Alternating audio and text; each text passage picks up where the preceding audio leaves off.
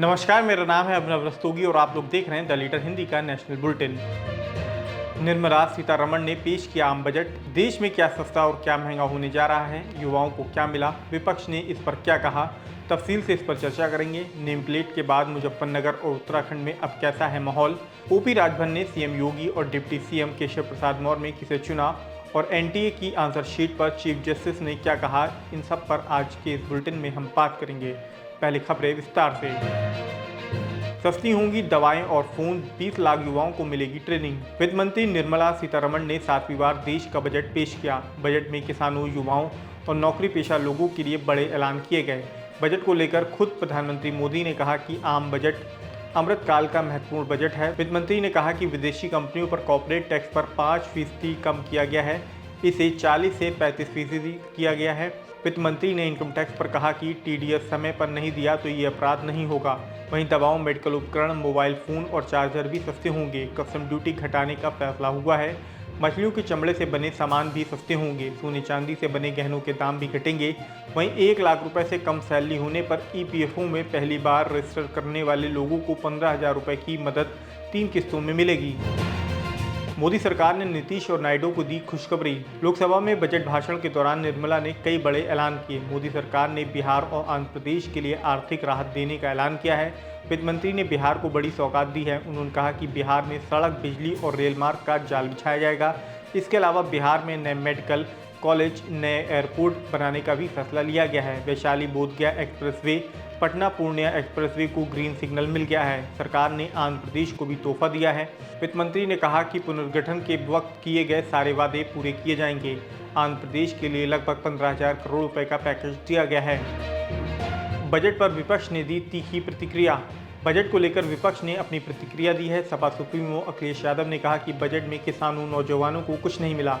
बसपा प्रमुख मायावती ने कहा कि संसद में आज पेश बजट अपने पुराने ढर्रे पर कुछ मुट्ठी भर अमीरों और धन्ना सेठों के लिए है।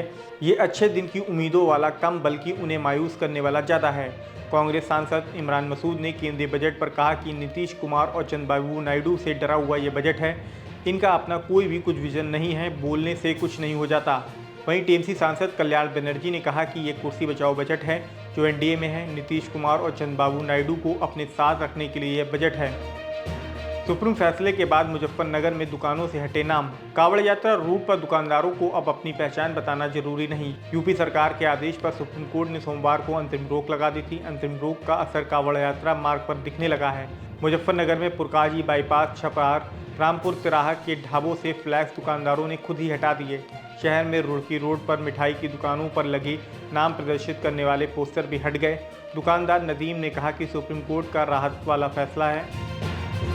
सीएम की बैठक में नहीं आए राजभर, केशव प्रसाद मौर्य से मिले। यूपी में सीएम योगी और केशव प्रसाद मौर्य के बीच खींचतान बढ़ती जा रही है। मामला अब मंत्रियों के बीच भी गुटबाजी तक पहुंच गया है। सोमवार को सीएम योगी ने आजमगढ़ में एक बैठक बुलाई थी। इसमें ओपी राजभर को भी बुलाया गया था, लेकिन राजभर नदारद रहे। सीएम योगी की बैठक में तो राजभर नहीं गए, लेकिन वो लखनऊ में केशव प्रसाद मौर्य से मुलाकात करने पहुंच गए। एक हफ्ते में दूसरी बार ओपी राजभर ने केशव प्रसाद मौर्य से उनके कैंप कार्यालय में इस तरीके से मुलाकात की है, जिसके बाद तरह तरह की चर्चाएं चल रही हैं। सूरज रवेन्ना को यौन शोषण मामले में सशर्त जमानत मिली। बेंगलुरु की एक अदालत ने जेडीएस एमएलसी सूरज रवेन्ना को यौन शोषण मामले में सशर्त जमानत दे दी है। कोर्ट ने अपनी शर्त में कहा कि सूरज को जांच में पूरा सहयोग देना होगा। जब भी जांच अधिकारी बुलाए तो उन्हें आना होगा। अदालत में अपना पासपोर्ट पेश करना होगा और अदालत से लिखित अनुमति के बिना कर्नाटक से बाहर नहीं जा सकते हैं। सूरज रेवन्ना को हासन पुलिस ने 30 जून को गिरफ्तार किया था। पार्टी के कार्यकर्ता ने 22 जून को सूरज पर यौन शोषण का केस दर्ज कराया था। नीट केस में सीजीआई बोले एनटीए की आंसर की सही। नीट पेपर में सीजीआई की बेंच के सामने आज 5वीं बार सुनवाई हुई। सीजीआई ने कहा कि एनटीए की आंसर की सही है। एक्सपर्ट टीम से हमने जांच कराई थी। उन्होंने बताया कि ऑप्शन 4 सही है और 2 गलत है, क्योंकि रेडियो एक्टिव एटम स्टेबल नहीं होते। दरअसल सुप्रीम कोर्ट ने एग्जाम में एक विवादित सवाल के 2 सही ऑप्शन वाले क्वेश्चन की पड़ताल का आदेश दिया था। इसके लिए आईआईटी दिल्ली के डायरेक्टर को 2 जवाबों वाले सवाल की जांच करने के लिए एक 3 मेंबर्स की एक्सपर्ट कमेटी बनाकर एक सही ऑप्शन चुनने को कहा गया था। दिल्ली की मंत्री आतिशी को मानहानि केस में मिली जमानत।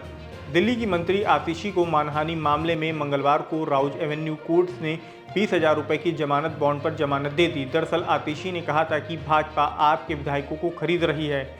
इसी बयान को लेकर दिल्ली भाजपा के नेता प्रवीण शंकर कपूर ने मानहानि का केस किया था।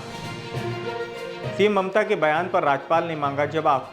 पश्चिम बंगाल के राज्यपाल सीवी आनंद बोस ने मुख्यमंत्री ममता बनर्जी के उस बयान पर रिपोर्ट मांगी है जिसमें उन्होंने कहा था कि वे हिंसाग्रस्त बांग्लादेश से आए असहाय लोगों को आश्रय देंगी। पश्चिम बंगाल के राजभवन ने एक सोशल मीडिया पोस्ट में लिखा कि विदेश से जुड़े मामले केंद्र सरकार के अधीन होते हैं। ऐसे में किसी मुख्यमंत्री का विदेशी लोगों को आश्रय की जिम्मेदारी लेना संविधान का उल्लंघन है। इस पर राज्यपाल ने संविधान के आर्टिकल 167 के तहत रिपोर्ट प्रस्तुत करने को कहा है।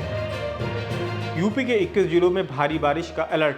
यूपी में भीषण उमस से परेशान लोगों के लिए राहत भरी खबर है। मौसम विभाग ने मंगलवार को प्रदेश के 21 जिलों में भारी बारिश का अलर्ट जारी किया है। 61 जिलों में बिजली गिरने की भी संभावना है।